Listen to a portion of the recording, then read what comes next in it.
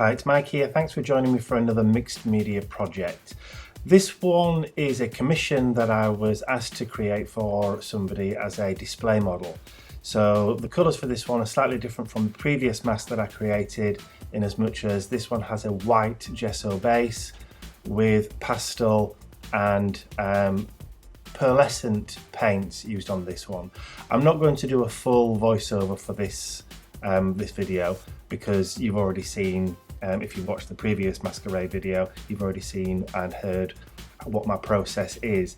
The only difference being with this one, as I say, is that I've used lighter colour tones instead of the really dark and striking black ones.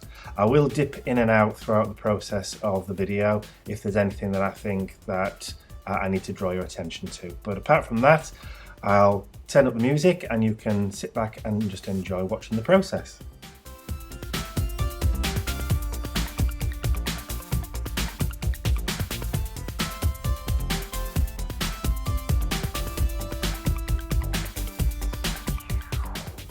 So here I'm just sorting through. I've already taken out quite a few of my bits and bobs from my junk tub, and I was going to start by layering on some pieces of lace, which you can see there.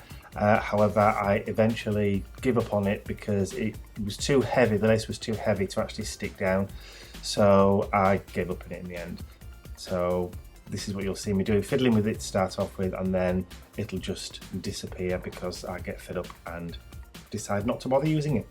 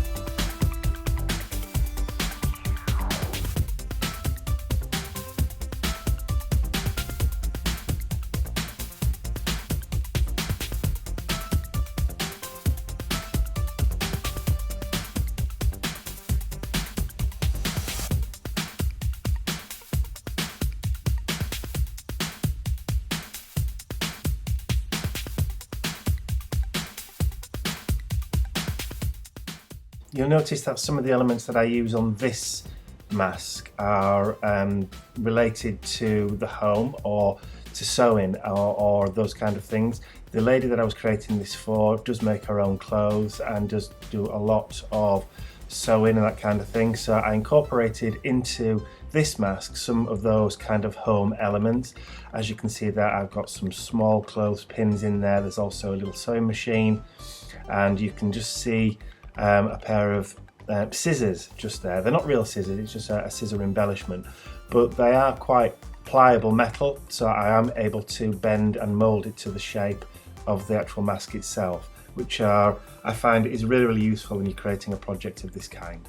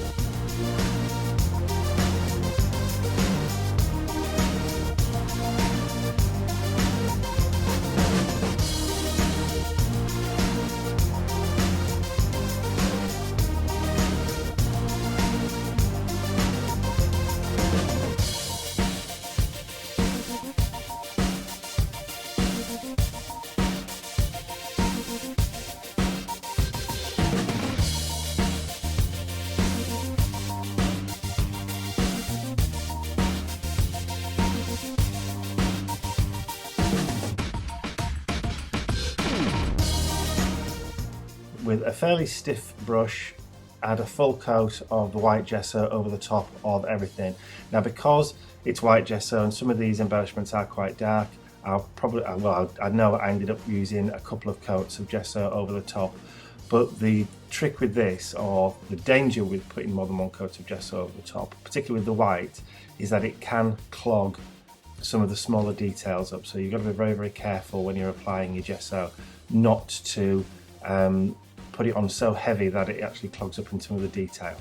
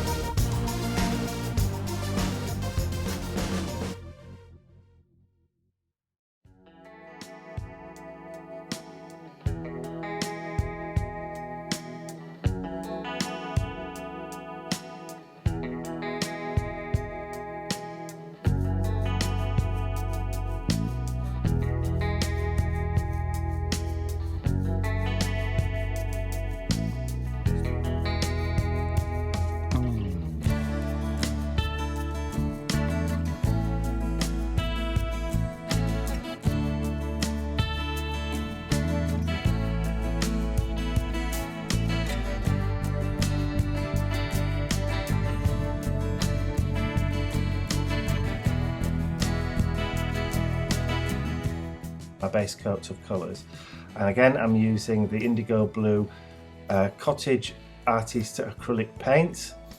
These are matte this time, and so I'm just adding some of the acrylic paint into a spritzer bottle just to spritz on the colour rather than painting it on direct, and I will dry with my heat tool between coats. I do add a little bit of pink in here, but decide that it's too strong, and that was a little tester. Didn't work, so I ended up covering it over and adding in some pink tones later on.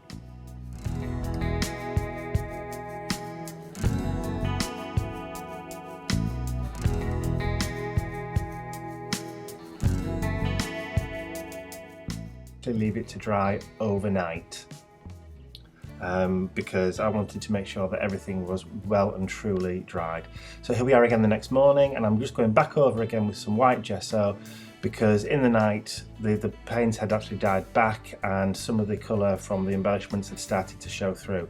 So I am putting on an extra coat of gesso, and then I will cover those over with the colour later on. Now you may notice as well that I'm back to using my pink heat tool.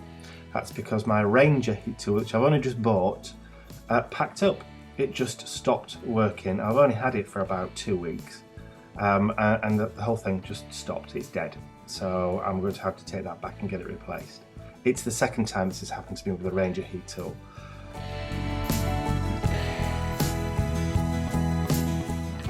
So again, I'm just going in and dry brushing over the top of some of the embellishments just to create some highlights before I start adding on my pearlescent paint.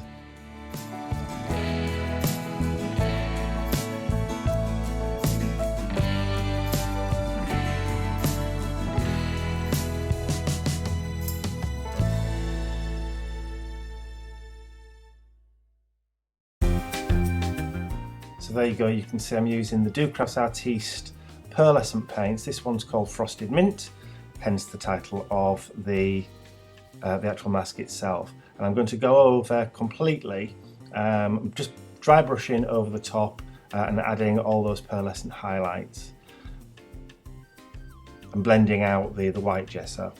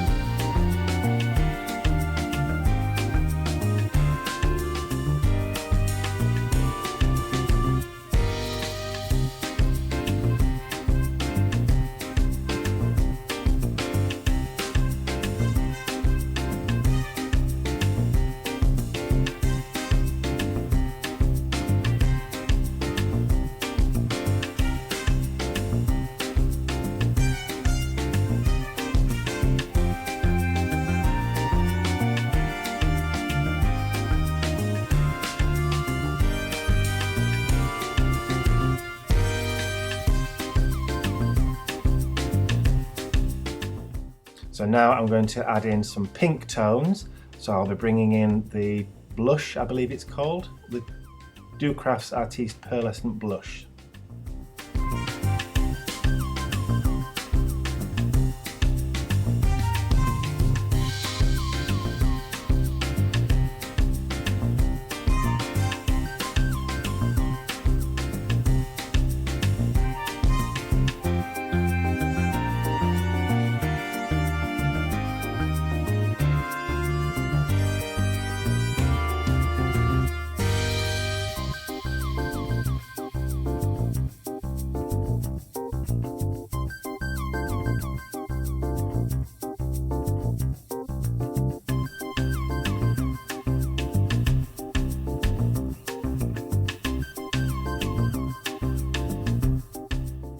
Now I'm going to just bring in the pearl medium. So this is just a whitish pearl and just add that over the top.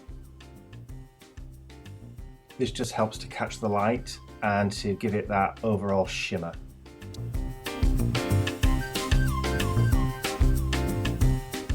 Now I'm going to bring in some ice blue, again, which is a pearlescent paint.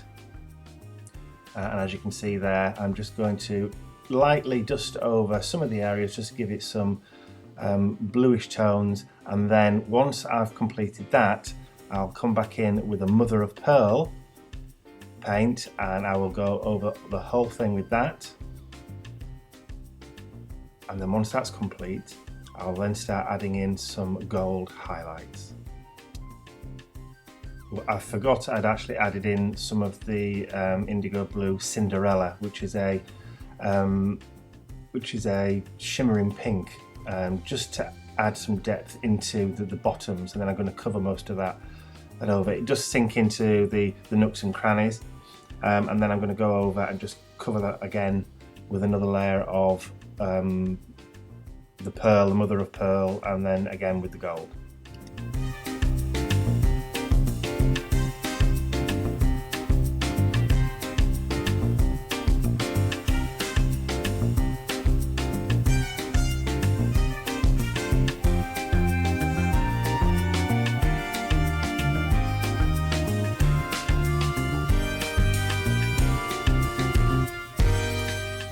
So having a bit of a tidy up, and then there's the metallic antique gold coming out now.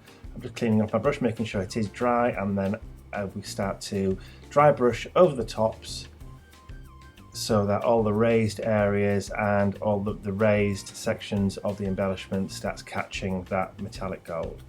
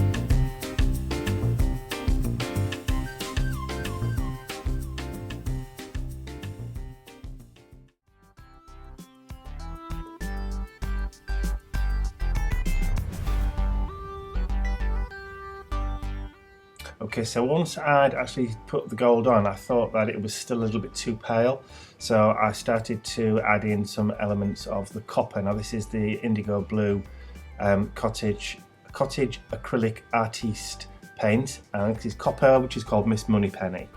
So again, I'm just going over just to add a few highlights in there. It's very, very subtle because I do tone it down again with the mother of pearl, but it is there underneath everything.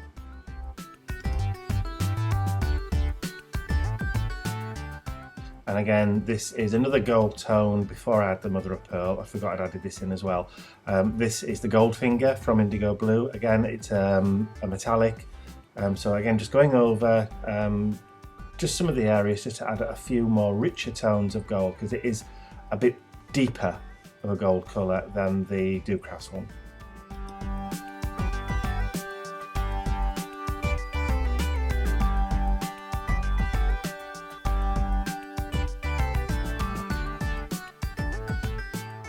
And finally, here is that mother of pearl final coat. So I'm just going to go in and just dust over everything. Where I think it's a bit too stark, I'll just tone it down with it. And where I don't think there's enough shine, I'll just add that onto like the areas on the sides of the nose, on the brow areas. And then we'll just about call it done, I think.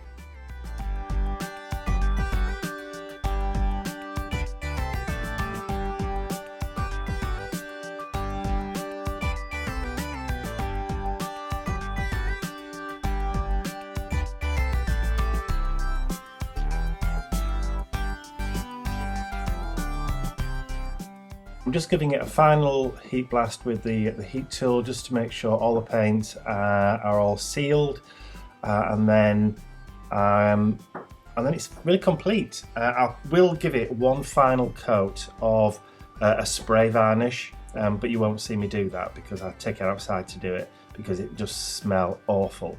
But there you can see one more example of a Masquerade mask, and here are some photos that I took just to show a few of the details.